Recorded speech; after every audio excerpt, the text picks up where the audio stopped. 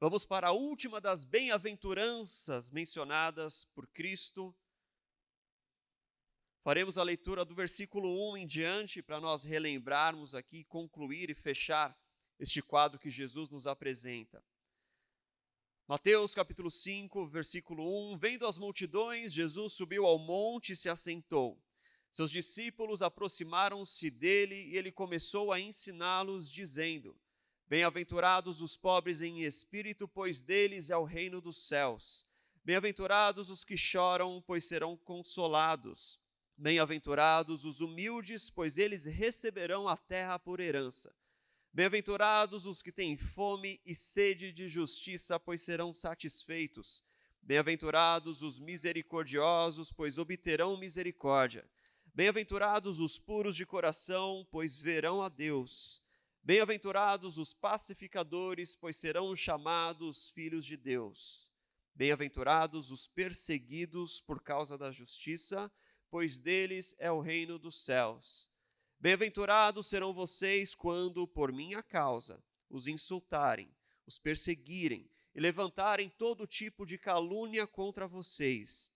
Alegrem-se e regozijem-se, porque grande é a sua recompensa nos céus, pois da mesma forma perseguiram os profetas que viveram antes de vocês. Amém. Feche seus olhos por um instante. Espírito Santo, nós adoramos ao nome de Cristo, nós exaltamos o nome do nosso Salvador e nessa noite nós estamos aqui para aprender contigo.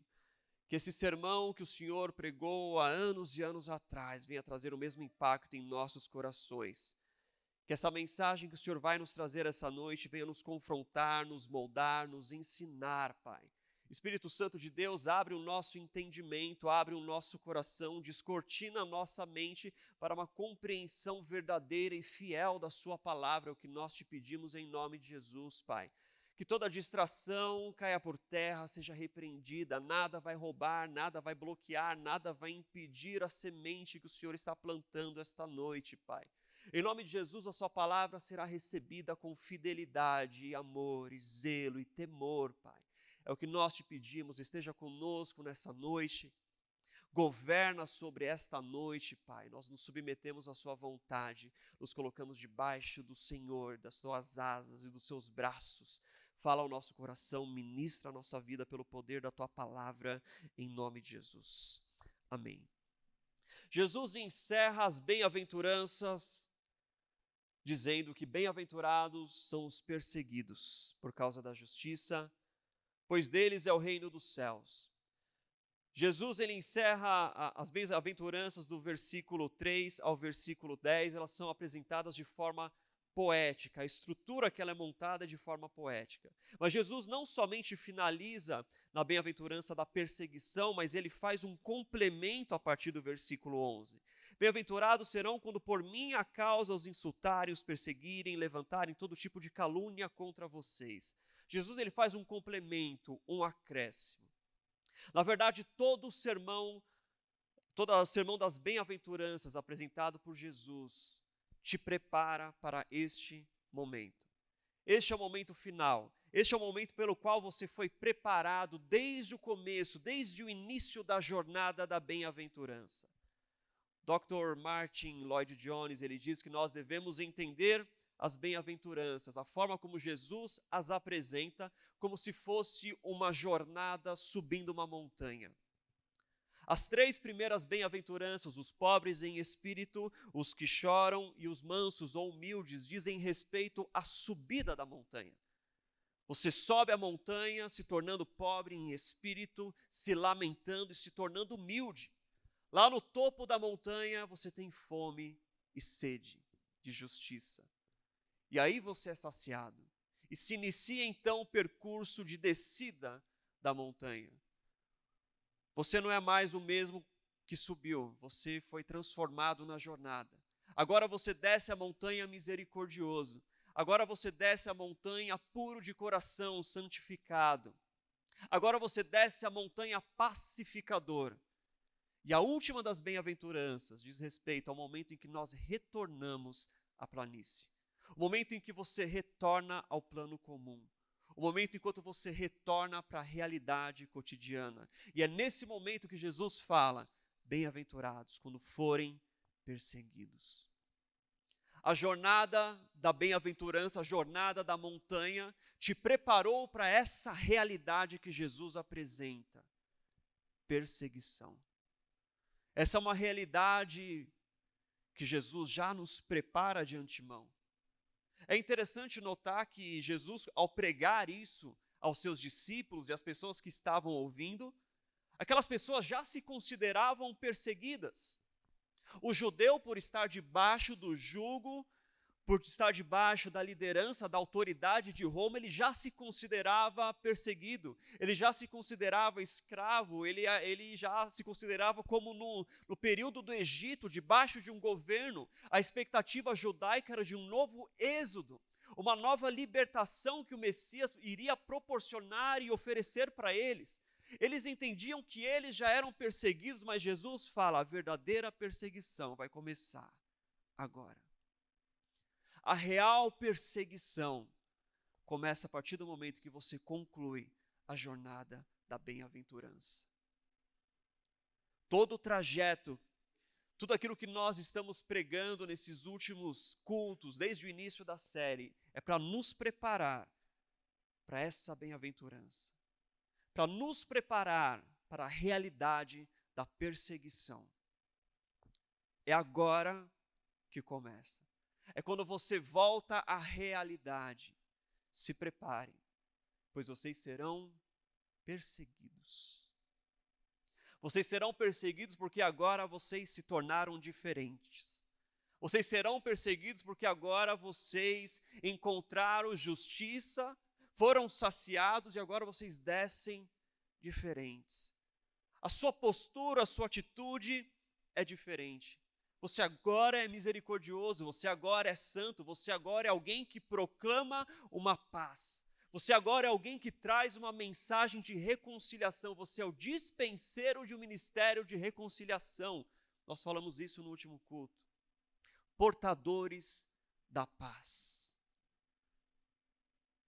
Mas a partir do momento que você se torna um portador da paz, o portador da mensagem de reconciliação, a partir do momento em que o seu caráter foi transformado e agora você se torna alguém parecido com Cristo, uma realidade se apresenta a nós. E Jesus já declara: bem-aventurados serão quando vocês forem perseguidos. Afinal, que alegria há em ser perseguido? Que regozijo há em ser perseguido?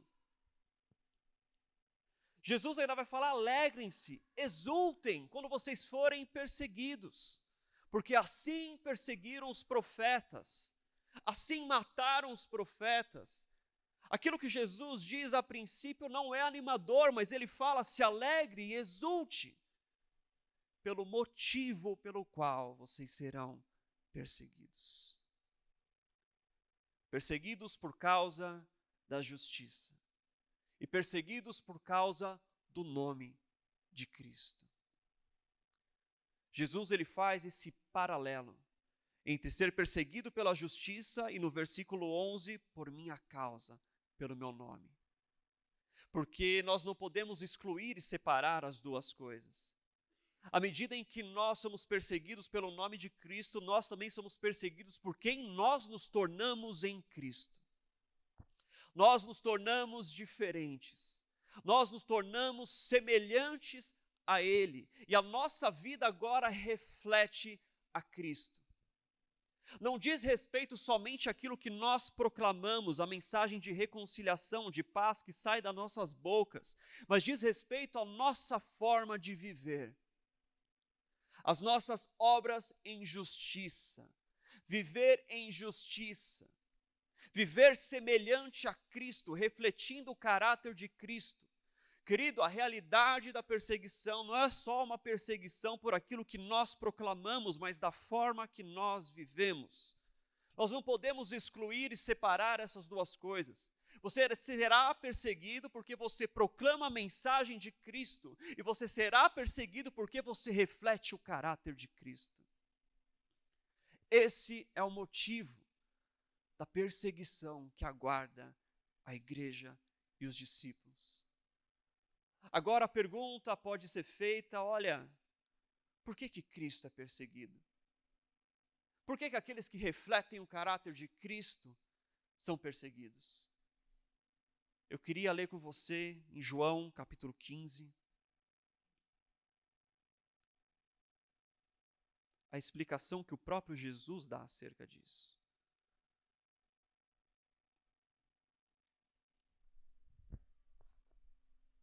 Evangelho de João, capítulo 15, a partir do versículo 18. Se o mundo os odeia, também tenham em mente que antes me odiou. Se vocês pertencessem ao mundo, ele os amaria como se fossem dele. Todavia vocês não são do mundo, mas eu os escolhi tirando-os do mundo. Por isso o mundo os odeia. Lembre-se das palavras que eu lhes disse: nenhum servo é maior do que o seu senhor. Se me perseguiram, também perseguirão vocês. Sabe por que o mundo nos odeia? Porque o mundo antes odiou a Cristo. O mundo antes odiou a Cristo. A partir do versículo 23, aquele que me odeia, também odeia o meu Pai. Se eu não tivesse realizado no meio deles as obras que ninguém mais fez, eles não seriam culpados de pecado. Mas agora eles a viram e odiaram a mim e a meu Pai. Mas isso aconteceu para que se cumprir o que está escrito na lei deles: odiaram-me sem razão. Jesus está falando, o motivo do mundo me odiar é porque eu revelei o pecado ao mundo. O motivo do mundo odiar a Cristo é que Cristo, ele trouxe à luz aquilo que estava oculto. Ele fala, olha, se eu não tivesse vindo e feito, se eu não tivesse vindo e falado, então não haveria pecado. Mas porque eu vim, eu falei, eu fiz, eles são indesculpáveis. Jesus, ele trouxe ao mundo a luz que descortina o pecado. Meu querido, se Jesus não tivesse vindo, ele falou, não haveria pecado. Mas eu vim, a minha presença, a minha atitude, a forma como eu caminhei entre vocês, aquilo que eu anunciei, revelou ao mundo o pecado. Por isso eles me odeiam. O mundo odeia Cristo, porque Cristo desnudou o pecado diante dos nossos olhos. Se ele não tivesse vindo e falado, haveriam desculpas. Mas a vida dele, o caminhar dele, a presença dele, aquilo que ele operou, aquilo que ele fez, a mensagem de reconciliação que ele trouxe, revelou o pecado. Meu querido, ninguém gosta de ouvir que está errado. Ninguém gosta de ouvir que o seu comportamento é errado.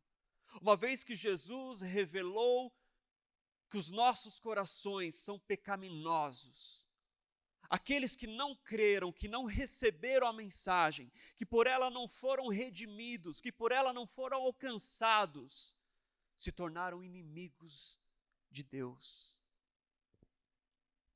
Essa divisão que Jesus vai falar em Mateus 10. Vocês acham que eu vim trazer a paz? Eu não vim trazer a paz, eu vim trazer a espada. Eu vim dividir as casas, eu vim dividir a sua família, o pai contra o filho contra o pai, o irmão contra o irmão, a mãe contra a filha. Jesus está falando, eu vim dividir. Dividir o quê? Dividir você, tirar você do mundo. E a partir do momento que eu te tiro do mundo, aqueles que não receberam a mensagem se tornam seus inimigos e perseguidores. É nesse sentido que Jesus vem trazer a divisão. Ele vem dividir e separar aqueles que são seus, aqueles que não reconhecem a mensagem, aqueles que fecham os olhos para a mensagem, aqueles que se recusam a ouvir, aqueles que se recusam a viver de acordo com o evangelho de reconciliação, se tornam inimigos daqueles que foram resgatados e redimidos. O filho vai entregar o pai vai entregar o filho. Por causa do meu nome, é o que Jesus está falando. Eu revelei ao mundo o pecado. Eu te mostrei o que era pecado. Mas você fechou os seus olhos para mim, você tapou os seus ouvidos para a minha mensagem. Você preferiu permanecer nos seus pecados e a partir de agora você odeia aqueles que foram redimidos. Jesus veio trazer essa divisão na terra, separar os que eram seus daqueles que não eram seus. Jesus vai dizer em João 10, como um pastor de ovelhas, eu vim chamar, e as ovelhas que são minhas, elas me reconhecem a minha voz e me seguem. Mas aqueles que não reconhecem, não me seguem. Esses passam a odiar a Cristo e odiar aqueles que seguem a Cristo. Jesus fala, se o mundo me odeia, eles odeiam meu Pai. E o mundo também te odiará, porque agora você não é mais do mundo. A divisão que Jesus veio trazer é nos tirar do mundo, nos resgatar, nos redimir, nos livrar, nos reconciliar. Mas aqueles que não reconhecem se tornam perseguidores. Aqueles que não reconhecem passam a odiar você por causa de Cristo. Por causa de Cristo em você. Por causa do seu caráter transformado. A partir do momento em que sua vida revela a justiça de Deus, o mundo passa a te odiar. O autor de Hebreus vai falar no capítulo 11, versículo 7, acerca de Noé. E olha que interessante, ele fala, olha, Noé pela fé obedeceu ao Senhor, ele herdou a justiça, e Noé condenou o mundo. A pergunta é, como Noé condenou o mundo? Noé condena o mundo porque ele testemunha a realidade de Deus e o desejo de Deus de santidade. Noé condena o mundo quando ele testemunha que Deus existe e que Deus recompensa aqueles que andam em justiça. Noé condenou o mundo porque ele revelou que ele era justo, que o mundo estava caído. Ele testemunhou quem Deus era e a santidade que Deus exige. A presença do justo, queridos, condena a presença do pecador. A presença do justo, daquele que manifesta o caráter de Cristo, traz à luz o pecado ao seu redor, de modo que se tornam indesculpáveis aqueles que estão nas trevas, porque eles negligenciaram tamanha luz, tamanha salvação, tamanho resgate. Por conta disso, o mundo passa a odiar a Cristo e, por consequência, passa a odiar a nós. Porque Cristo está em nós. Porque nós proclamamos a mensagem de Cristo e o caráter de Cristo se revela naqueles que cumpriram a jornada do monte. A perseguição, ela é uma realidade, queridos. Ela é anunciada por Cristo. E o motivo da perseguição é o próprio Cristo. O motivo pelo qual nós seremos perseguidos é porque Cristo habita em nós. E porque nós testemunhamos a mensagem de Cristo. Se nós fôssemos do mundo, o mundo não nos odiaria, ele ia nos reconhecer como um dos seus. Mas como nós nos tornamos diferentes do mundo, o mundo passa a nos odiar, porque o mundo odeia o diferente. Porque a sua diferença condena o meu pecado. A nossa diferença condena o pecado do mundo. A nossa prática de justiça condena toda a injustiça. Por esse motivo, a igreja será perseguida. Por esse motivo, nós, discípulos, servos do Deus vivo, também seremos perseguidos. Jesus é o motivo da perseguição, porque odiaram a Ele, rejeitaram a Ele, e agora também nos odiarão, queridos.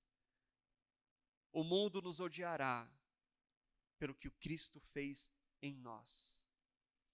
O mundo nos odiará pelo que Cristo fez em nós.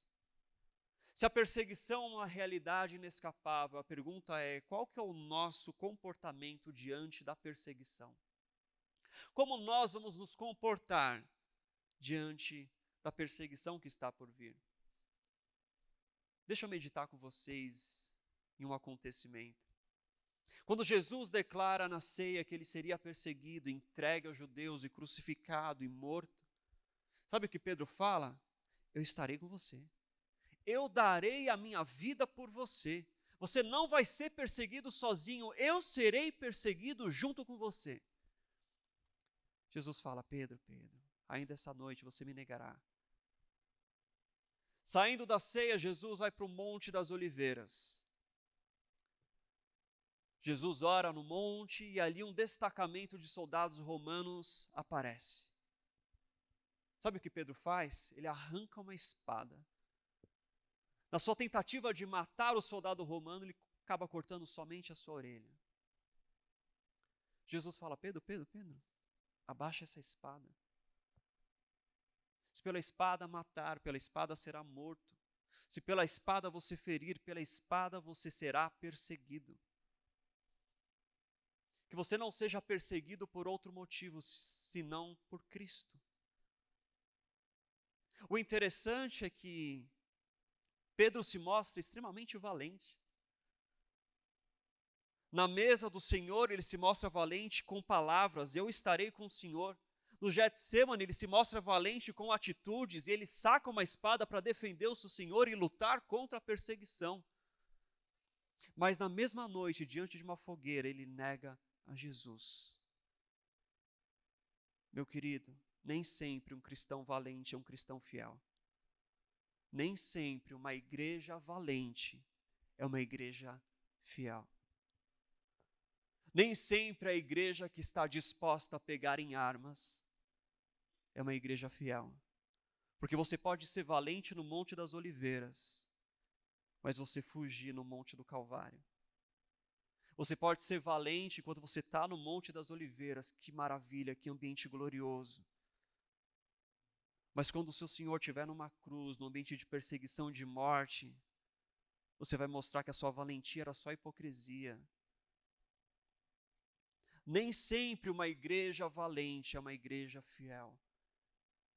É uma igreja que vai permanecer quando questionada. Você conhece esse homem? Você andava com esse homem? Pedro fala: não conheço, nunca ouvi. Aquela valentia não impressiona a Deus. O que impressiona a Deus é uma igreja fiel. O que impressiona a Deus é um cristão verdadeiramente fiel. Esse não nega a Deus. Esse acompanha ele ao Calvário. Esse está disposto a entregar a vida por ele. Aquela valentia de Pedro se mostrou falsa. Diante de uma fogueira, ele nega o nome de Jesus. O interessante é que Pedro, ele demonstra sua valentia pegando em armas, pegando uma espada. E às vezes, queridos, a igreja, na sua tentativa de se proteger de uma perseguição, ela pega qualquer arma que ela tiver próxima dela. Na tentativa de se proteger de uma perseguição, a igreja está disposta, muitas igrejas infiéis, dispostas a pegarem armas, dispostas a fazer qualquer tipo de aliança que a prive da perseguição, disposta a se vender para não sofrer perseguição. Ao longo da história, queridos, não se engane, igrejas infiéis se aliaram a reis, imperadores, governos, ideologias, tudo isso com medo de perseguição. O medo de perseguição faz a igreja pegar na arma que ela tiver perto dela, para que a arma pareça, dê uma sensação de segurança. Meus queridos, a perseguição é algo inevitável. A perseguição pelo nome de Cristo para a igreja fiel é algo inevitável. Deixa eu te falar uma coisa, a realidade da perseguição, ela não é política, ela é profética. a realidade da perseguição da igreja não é uma realidade política, é uma realidade profética. Ela não vai ser anunciada por uma figura pública ou uma figura política, ela foi anunciada pelo Espírito da profecia. Jesus fala: Pedro, você não vai evitar a perseguição levantando em armas, pelo contrário, você trará condenação para si mesmo, porque pela espada você será perseguido. Não é pegando em armas que a igreja vai se precaver, vai se proteger da perseguição. Não é essa a resposta que um cristão fiel dá diante da perseguição. Não é negociar os seus valores, não é abrir mão, não é se tornando um assassino, não é se tornando alguém violento. O problema é que a igreja, para se proteger de aparentes ou sensações de perseguição, ela se mostra agressiva. Mas alguém que passou pela jornada das bem-aventuranças não é alguém agressivo, é alguém transformado, é alguém manso, é alguém misericordioso, é alguém que proclama a paz, que proclama a reconciliação. Não é este o caminho, é o que Jesus fala para Pedro: Pedro, abaixa essa espada. Não é matando, não é ferindo, não é levantando armas. Quando você faz isso, você só revela quem você é e que você ainda não é maduro o suficiente. Mas depois que Jesus ressuscita, ele encontra Pedro de novo. Ele oferece para Pedro um caminho, ele mostra para Pedro um caminho de perdão, de reconciliação. Pedro, tu me amas, eu não desisti de você, apacenta minhas ovelhas. O Evangelho de João diz que na sequência Jesus fala para Pedro: Pedro, hoje você é jovem, você vai onde quer que você deseje, você vai sozinho. Mas chegará um dia em que você será levado pelas mãos, alguém vai pegar a sua mão e vai te levar para um lugar onde você não queria. João acrescenta: Jesus está falando isso para demonstrar o tipo de morte que Pedro teria. Crucificado. No final das contas, Pedro, no final da sua vida, ele se mostrou alguém fiel e alguém disposto a morrer pelo nome de Cristo. Alguém que viveu a perseguição e alguém que se alegrou na perseguição que sofreu e que viveu. Alguém que se tornou maduro. Alguém que foi transformado verdadeiramente. Meu querido, nós não podemos evitar a perseguição e muito menos nos vender para que a perseguição não venha. Abrir mão dos nossos princípios, abrir mão dos valores, abrir mão daquilo que Cristo transformou em nós, fazendo alianças. Essa não é a igreja fiel, a igreja que se vende. Durante o nazismo, o partido nazista tomou grandes proporções. E eles então tentam se aliar com a igreja. A igreja protestante e católica se unifica na igreja nacionalista, também apelidada de Igreja do Terceiro Reich. A princípio, isso evitaria qualquer tipo de perseguição, porque afinal, se eu recusar, se eu não me submeter àquilo que o Terceiro Reich está fazendo, essa unificação que ele está fazendo, isso culminaria na perseguição da igreja. Então a igreja se sujeita. É previsto, é estimado que mais ou menos 48 milhões de fiéis pertenciam a essas igrejas. 48 milhões se submeteram à igreja nacionalista do Terceiro Reich. Com o tempo, eles emitiram os seus pontos a serem defendidos e serem praticados, e um deles é que a igreja não deveria substituir toda a imagem de cruz pela suástica. Com o tempo, a igreja deveria tratar a vontade do Terceiro Reich como a verdade absoluta, a vontade do próprio Deus manifesta na pessoa dele. Com o tempo, eles tiveram que abraçar o slogan do nazismo: a minha luta. E a igreja teve que abrir mão de tudo para seguir a luta do Terceiro Reich. Na tentativa de se proteger de uma perseguição, a igreja faz alianças de infidelidade. Mas não se engane, Deus preservou fiéis. a igreja confessante não se aliou ao nazismo. Dietrich Bonhoeffer, um dos grandes homens teólogos e homens alemães, foi alguém que, junto com Karl Barth, estabeleceu e trouxe os princípios da igreja confessante de que ela não se venderia ao nazismo. Qual que é a conclusão? Eles foram perseguidos, eles foram mortos. Dietrich Bonhoeffer foi enforcado pouco tempo antes do fim da guerra. Mas o seu testemunho continua ecoando e ecoando e ecoando. O testemunho de uma igreja fiel, não de uma igreja que abriu mão dos seus princípios, do seu cristianismo, que abriu mão do próprio Deus e da autoridade de Deus para evitar a perseguição. Essa é a igreja infiel. Essa é a igreja que Apocalipse fala que é a mãe de todas as meretrizes. É a igreja que se vende. Mas a noiva é a igreja que anda em justiça e em santidade. É a igreja fiel dos últimos dias. Queridos, Jesus nos chama para viver uma vida de fidelidade, mesmo em meio à perseguição.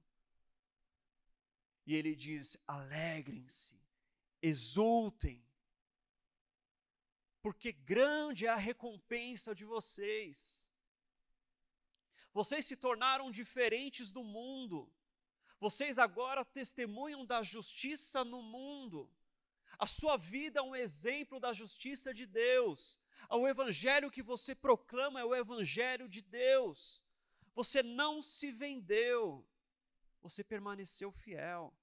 E aqueles que se permanecem fiéis são perseguidos. Jesus usa o exemplo dos profetas. Olha, os profetas também confrontaram o pecado, os profetas também trouxeram a voz de Deus para aquela geração. Eles falaram aquilo que as pessoas não queriam ouvir e eles foram perseguidos.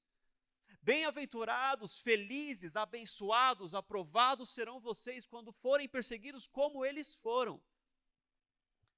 O Evangelho de Lucas, no capítulo 6, também trazendo a sua versão do Sermão do Monte, ele acrescenta um trecho que não está em Mateus. Os ais, lamentos. E Jesus fala: ai daqueles que forem louvados entre os homens, porque os seus pais assim fizeram com os falsos profetas. O falso profeta falava o que as pessoas queriam ouvir.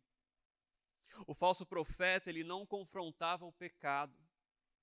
Para ser aceito, ele falava aquilo que o mundo queria ouvir.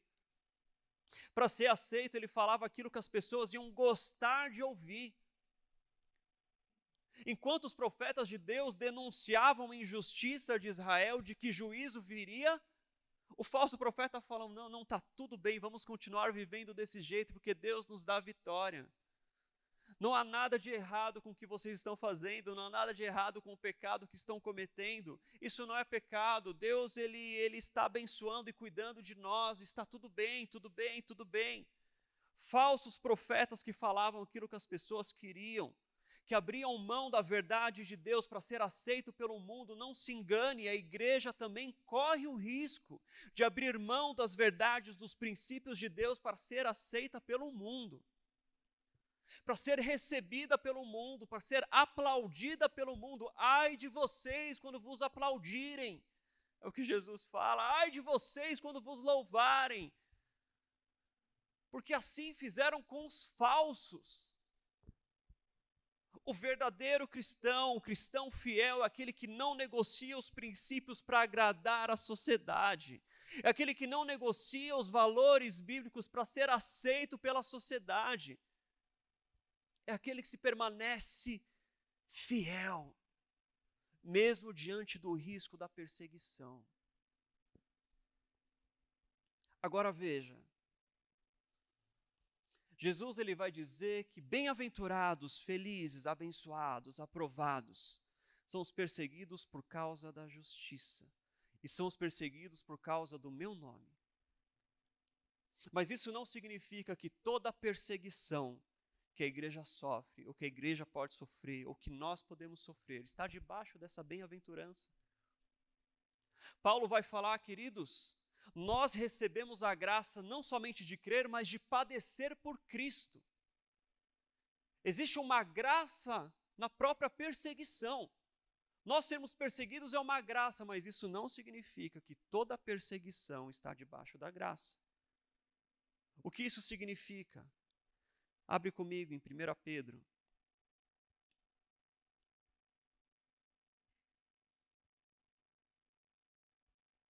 Capítulo 4.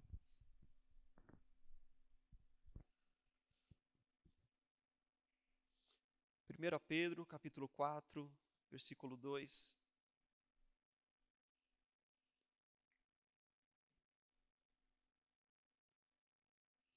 Amados, não se surpreendam com o fogo que surge entre vocês para os provar, como se algo estranho lhes estivesse acontecendo, mas alegrem-se à medida que participam dos sofrimentos de Cristo, para que também, quando a sua glória for revelada, vocês exultem com grande alegria. Se vocês são insultados por causa do nome de Cristo, felizes, bem-aventurados são vocês, pois o Espírito da glória, o Espírito de Deus, repousa sobre vocês. Se algum de vocês sofre, que não seja como assassino, ladrão, criminoso, malfeitor, ou como alguém que se intromete em negócios alheios. Contudo, se sofre como cristão, não se envergonhe, mas glorifique a Deus por meio desse nome. Se você vai ser perseguido por alguma coisa, que seja pelo nome de Cristo, e não porque você é um malfeitor, um assassino, não porque você é um criminoso, é um ladrão, ou intrometido em negócios alheios. Sabe o que Pedro está falando? Não são todas as perseguições que estão debaixo da graça, não são todas as perseguições que estão debaixo das bem-aventuranças. Às vezes você vai ser perseguido porque você vive de forma insensata. Às vezes você vai ser perseguido porque você faz coisas más, você é um malfeitor. Às vezes você vai ser perseguido porque o seu cristianismo é uma hipocrisia. Infelizmente, nos dias de hoje, ser cristão não é mais sinônimo de integridade. Por que será? Porque aquela pessoa que se diz cristã é aquela pessoa que está em ambientes de fofoca também. Olha, aquele cara se diz cristão, mas ele está aí chavecando todas as menininhas. Olha, aquela pessoa se diz cristã, mas ela está enganando as pessoas. Olha, aquela pessoa se diz cristã, mas ela é agressiva no seu falar.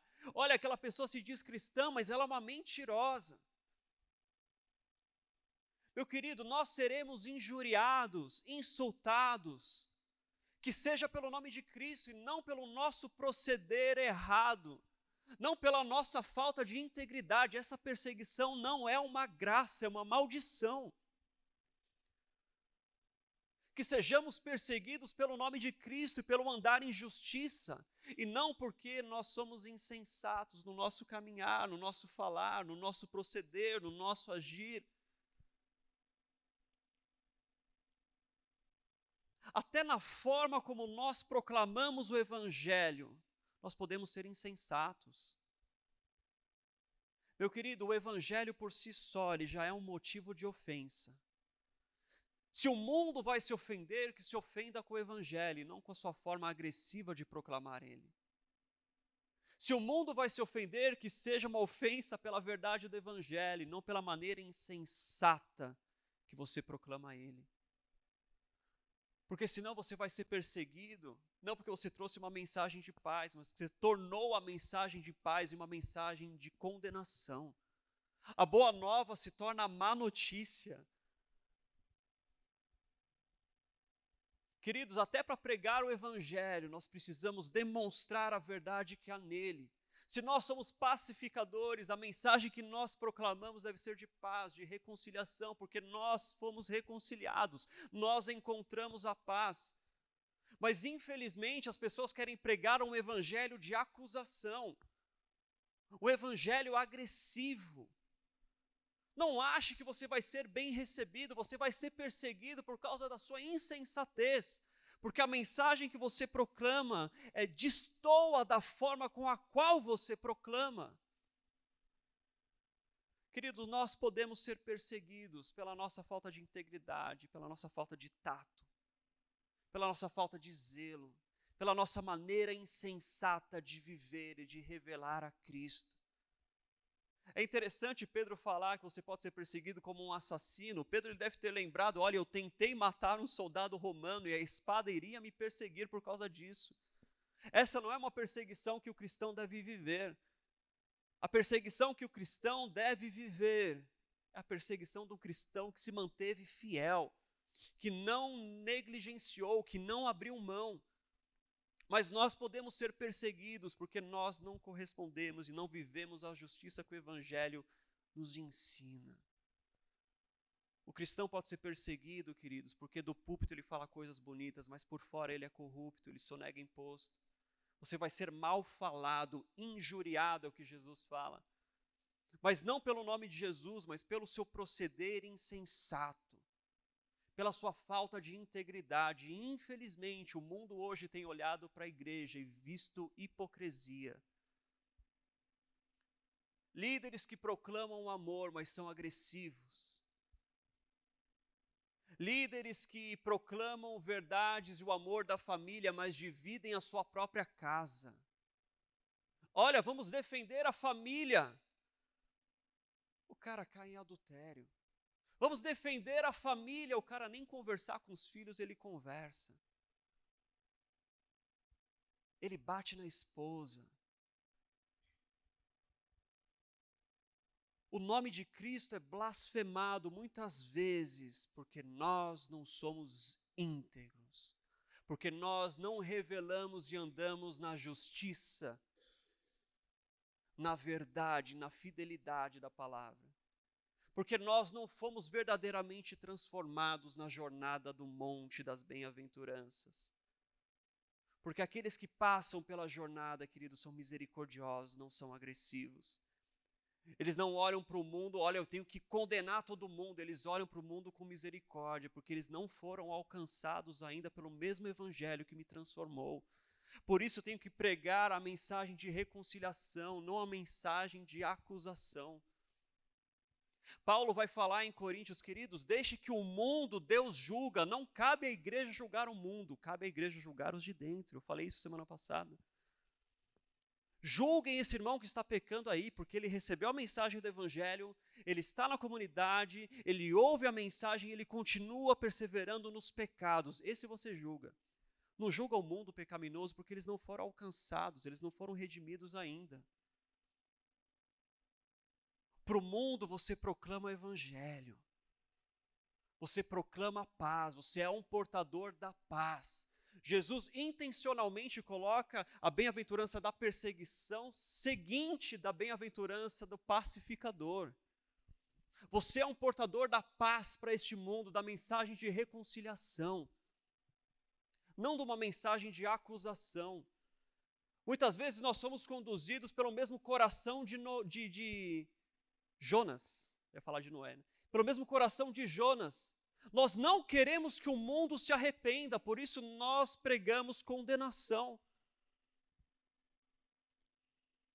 E aí nós somos perseguidos e achamos que estamos sendo perseguidos por causa da justiça, mas não, é por causa da sua insensatez. A causa da perseguição que está debaixo da bem-aventurança, da graça, da aprovação de Deus, é aqueles que são perseguidos pela justiça e pelo nome de Cristo. Quando Paulo e Barnabé voltam à cidade de Listra, depois de terem sido expulsos e eles quiseram apedrejar a eles, eles vão encorajar os irmãos falando, irmãos, importa que a gente passe por grandes tribulações para entrar no reino de Deus.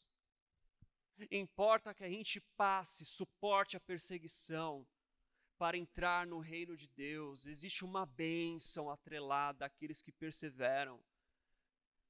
Existe uma graça aguardando aquele que persevera, o reino de Deus. Se alegre, se exulte em meio à perseguição. Se alegre e exulte quando você é perseguido pelo nome de Cristo.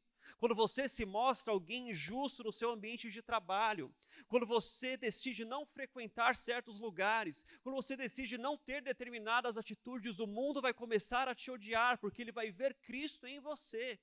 Bem-aventurado você é, suporte. Porque existe uma bênção aguardando aqueles que permanecem fiéis. Se alegrem, exultem. Importa que nós passemos por grandes tribulações para entrar no reino de Deus, é o que Paulo fala. A tribulação, a perseguição, ela é uma realidade para revelar a igreja que permanece fiel. Que nós possamos permanecer fiéis a Deus, não importa se o mundo vai olhar torto, não importa se as pessoas ao seu redor vão gostar ou não, que o seu proceder revele a justiça de Deus, que o seu proceder revele o caráter de Deus, porque o mundo sempre vai querer matar a Cristo, odiar a Cristo e odiar Cristo em você. Jesus quase foi apedrejado, quiseram jogar Jesus de um monte, Jesus foi injuriado, Jesus foi blasfemado, disseram que ele era filho de Belzebu, ele foi perseguido. Assim nós seremos perseguidos também, maltratados, injuriados, mal falados, porque Cristo ainda vive em nós e o mundo odeia Cristo. Não é à toa que ainda no dia de hoje todos tentam matar a Cristo. Todos tentam sufocar a Cristo, reduzir a divindade de Cristo, reduzir o Cristo Filho de Deus a somente um filósofo, reduzir o Cristo Filho de Deus a somente um mestre moral, a um bom homem que existiu há anos e anos atrás. O mundo ele quer reduzir a Cristo porque a presença de Cristo ofende o pecador. A presença de Cristo ofende o pecado. E o mundo continua odiando a Cristo e continua odiando os cristãos. Continua odiando a mim e a você, porque Cristo é revelado em nós e através das nossas vidas. Nos anos 2000 surge o neo-ateísmo. Richard Dawkins, Christopher Hitchens, Sam Harris. Homens cuja missão é desevangelizar as pessoas. Se você faz um retiro de evangelismo, esses homens fazem retiro para desviar você da fé. Eles tentam diversos argumentos filosóficos, científicos, para tentar separar, para tentar mostrar que Deus morreu, que não cabe mais Jesus na sociedade, que não cabe mais Deus na sociedade. O mundo continua tentando sufocar a ele, o mundo continua tentando matar a ele, porque a presença de Jesus incomoda o mundo. A presença de Jesus em mim e você incomoda o mundo, incomoda o pecador, porque nós não somos do mundo. Se nós fôssemos, o mundo ia nos amar, ele iria estar conosco, ele iria rir conosco, ele iria beber junto conosco, ele iria se drogar, se prostituir junto conosco, mas nós não somos do mundo e a nossa vida revela a justiça de Deus que desnuda o pecado. Por isso nós seremos perseguidos. Mas a recompensa, a gloriosa recompensa, é que aqueles perseguidos herdarão o reino dos céus.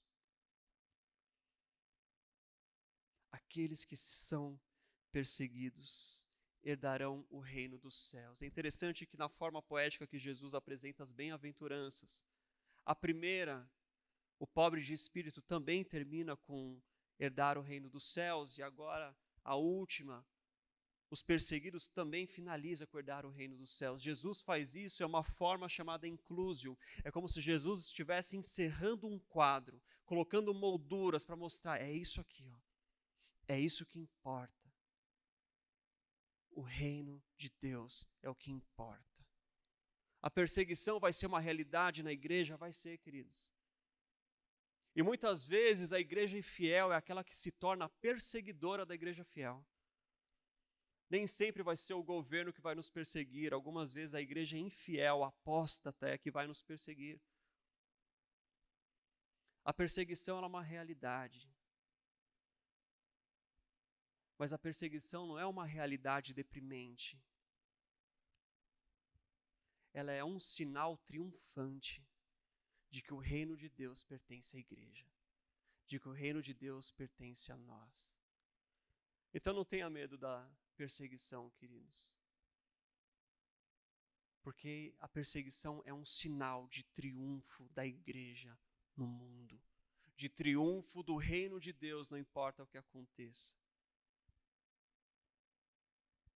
Permaneça fiel. São os fiéis, perseguidos, injuriados, caluniados, que entrarão no reino de Deus. E essa é a recompensa que nós aguardamos. É por isso que nós estamos aqui. É por isso que nós passamos por toda a jornada das bem-aventuranças, pela jornada do monte das bem-aventuranças. É por isso que você se levanta, é por isso que você abre a sua Bíblia, é por isso que você adora, é por isso que você louva a Deus, é por isso que você ora a Ele. Porque nos importa aguardar o reino triunfante de Cristo e que a gente entre pelas portas dele como fiéis. Aqueles que suportaram, aqueles que aguardaram, aqueles que não negociaram, aqueles que permaneceram até o fim, mesmo açoitados, lançados na fogueira, decapitados, enforcados, caluniados, mal falados, injuriados, abandonados pelos amigos, abandonados pelos pais, mas não abandonado por Deus. Lançado numa fornalha, mas não abandonado por Deus, mesmo em meio à fornalha. Lançado numa cova de leões, mas não abandonado por Deus, mesmo na cova de leões. Aqueles que permanecem fiéis não são abandonados, mas são um sinal do triunfo de Deus no mundo caído. A mensagem de hoje, queridos, é uma mensagem de ânimo e de triunfo. Nós devemos triunfar em fidelidade e nos alegrar e nos exultar, mesmo que o mundo nos odeie.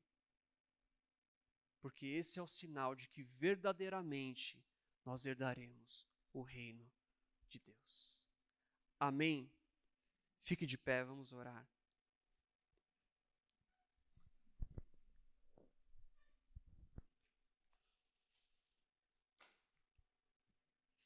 Pai, nós nos colocamos diante da sua presença, Senhor. Pai, nós nos apresentamos diante de Ti. O nosso desejo, Pai, é que a jornada pelo qual nós passamos e frequentamos, a jornada das bem-aventuranças, elas realmente tenham efeito e elas nos preparem, Senhor, para a realidade que está diante de nós. Senhor, nós não podemos nos surpreender quando o mundo começar a nos perseguir. Não há surpresa na perseguição, a perseguição da igreja acontece há séculos. Não há surpresa na perseguição, ela é iminente, ela vai acontecer. Senhor, que o Senhor nos conserve fiéis mesmo em meio à perseguição, mesmo em meio à tribulação, Pai. Que nós não abandonemos os nossos princípios e valores, que nós não negligenciemos a fé, que nós não sejamos aqueles que se apostataram da fé, que abandonaram a fé, que negociaram a fé, que venderam a sua fé por uma aparente segurança. Esses são infiéis. Mas, Pai, nós queremos ser reconhecidos como a igreja verdadeira, a igreja que permanece. A igreja que permanece de pé em meio à perseguição, a igreja que não nega o nome de Jesus mesmo em meio ao fogo, a igreja que não abandona o nome de Cristo mesmo em meio a uma cova, a igreja que não abandona o nome de Cristo mesmo diante de uma arma pronta para disparar e acabar com a nossa vida.